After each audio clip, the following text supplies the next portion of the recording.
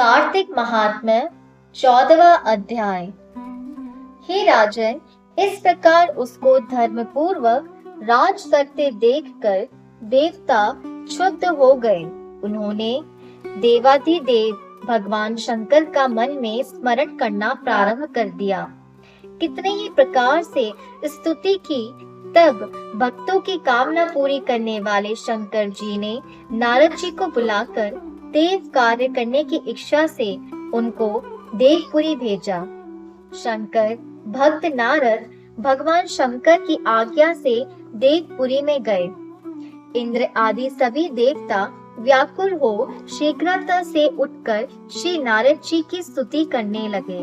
उत्कंठा भरी दृष्टि से सबने नारद जी की ओर देखा और सब दुखों को कहकर उन्हें नाश करने की प्रार्थना की। नारद जी ने कहा, मैं सब कुछ जानता हूँ, इसलिए अब मैं दैत्यराज जलंधर के पास जा रहा हूँ। ऐसा कह देवताओं को आश्वासन देकर श्री नारद जी जलंधर की सभा में आए। जलंधर ने नारद जी के चरणों की पूजा कर हंसते हुए कहा, हे ब्राह्मण, कहिए आप कहाँ से आ रहे हैं और कहाँ कहाँ पर आपने क्या क्या देखा? यहाँ कैसे आए हैं? मेरे योग्य जो सेवा हो उसके लिए मुझे आज्ञा दीजिए।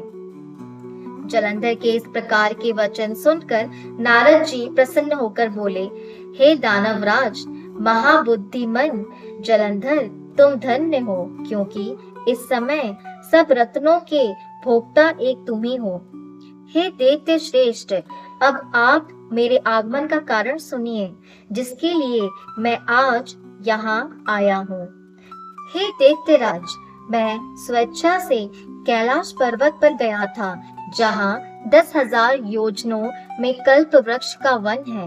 वहाँ पर मैंने सैकड़ों कामधेनुओं को घूमते हुए देखा तथा ये भी देखा कि वह वन चिंतामणि से प्रकाशित, परम दिव्य, अद्भुत और सब स्वर्णमय है। मैंने वहाँ पार्वती जी के साथ स्थित शंकर जी को भी देखा, जो सर्वाण सुंदर, गौरव वर्ण, त्रिनेत्र और मस्तक पर चंद्रमा धारण किए हुए हैं। यह देखकर मुझे बड़ा आश्चर्य हुआ कि इनके समान समृद्धिशाली त्रिलोक में कोई है भी या नहीं। हे दैतेंद्र, उसी समय मुझे तुम्हारी भी समृद्धि का स्मरण हो गया और देखने की इच्छा से तुम्हारे पास आया हूँ। यह सुन जलंधर को बड़ा हर्ष हुआ। उसने नारद जी को अपनी सब समृद्धि दिखला दी। उसे देखकर देवताओं का कार्य करने में इच्छुक शिव प्रेरित नारद से जलंधर की बड़ी प्रशंसा की और कहा, निश्चय ही तुम त्रिलोकपति होने के योग्य थे। तुम्हारे लिए ऐसा होना कोई विचित्र बात नहीं है। मैं देखता हूँ और तुम्हारे पास सब कुछ है, किसी बात की कमी नहीं है। ऐरावत, उच्चेश्वर घोड़ा, कल्प वृक्ष और कुबेर की निधि तुम्हारे पास है। मणियों और रत्नों के ढेर भी तुम्हारे पास लगे हुए हैं। ब्रह्मा जी का हंस युक्त विमान भी तुम्हारे पास है और दुतलोक, पाताल और पृथ्वी पर जितने भी रत्न आदि हैं, वे सब तुम्हारे ही तो हैं।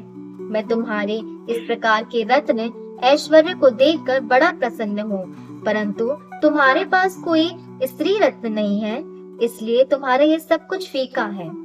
तुमको स्त्री रत्न ग्रहण करो।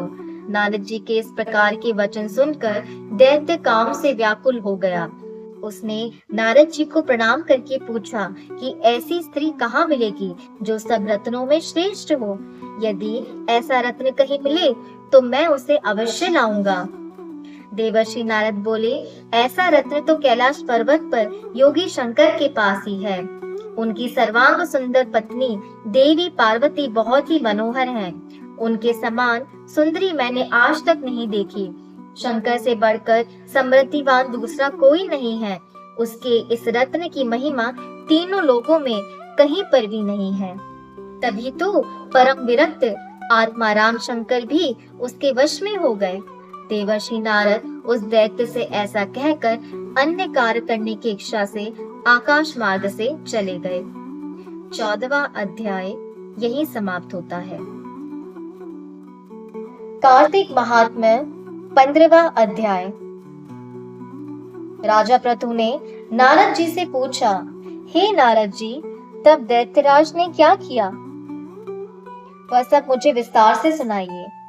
नारद जी ने बताया कि उनके चले जाने पर जलंधर ने अपने राहु नामक दूत को बुलाकर कैलाश पर जाने की आज्ञा दी और कहा कि वहां पर एक जटाधारी शंभु नामक योगी रहता है।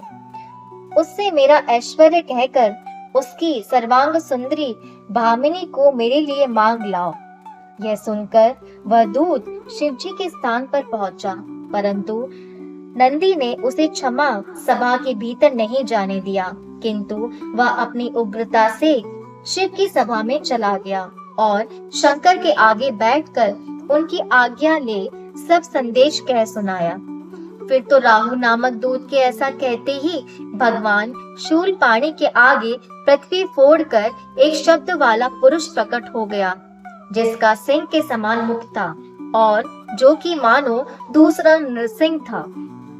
वह दौड़कर राहु को खाने चला तो उसे राहु बड़े जोर से भागा, परंतु उस पुरुष ने राहु को पकड़ लिया। फिर उसने शिवजी की शरण ले अपनी रक्षा मांगी। शिवजी ने उस पुरुष से राहु को छोड़ देने को कहा। उसने कहा, मुझे बड़े जोर की भूख लगी है, मैं क्या खाऊं? तब महेश्वरी ने कहा, यदि तुझे भूख लगी है तो शीघ्र ही अपने हाथ पैरों का मांस भक्षण कर ले। शिवजी की आज्ञा से वह पुरुष अपने हाथ और पैर का मांस भक्षण कर गया। अब केवल उसका सिर मात्र शेष रह गया। तब उसका ऐसा कृत्य देख शिवजी ने प्रसन्न होकर उसे अपना आज्ञाकारी मानकर अपना परम प्रिय गण बना लिया और कहा कि मेरी पूजा की तरह अब तेरी भी सदैव पूजा होती रहेगी और जो मेरी पूजा नहीं करेंगे वह मेरे प्रिय न होंगे। शिवजी जी से ऐसा वर पाकर उस पुरुष को बड़ी प्रसन्नता हुई। उस दिन से वह शिवजी द्वारा सीकृति मुख नामक गण होकर स्थित रहने लगा। 15वां अध्याय समाप्तम।